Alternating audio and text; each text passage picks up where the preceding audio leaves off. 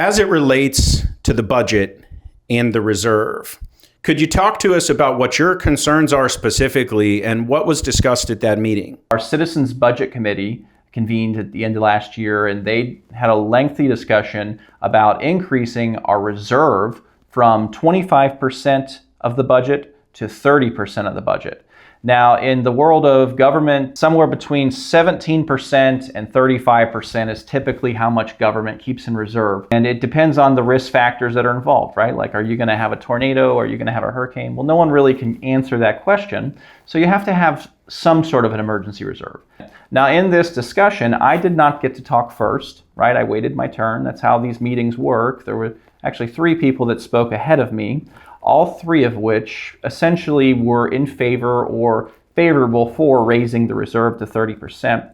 Whenever it became my turn, I actually asked the question, what would that gap be in US dollars? Somewhere in the realm of $12 million. They didn't have the number off the top of their head, so that's a roundabout number. My question then was, how do we do it? Okay, does that mean that we're going to go ahead and cut 5% of the county's budget to make up the money for it?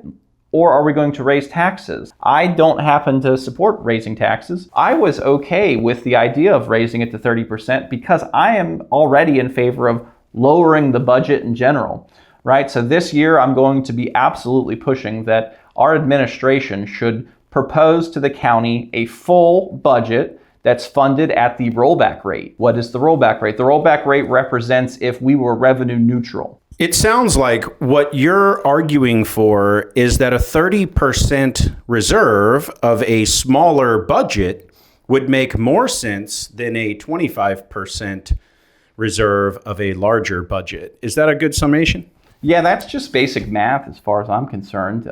I think that the crux of this issue is not necessarily how much should be in our reserve, because a reserve is just a percentage of the overall budget. The real question we should be having here is, what should the budget be?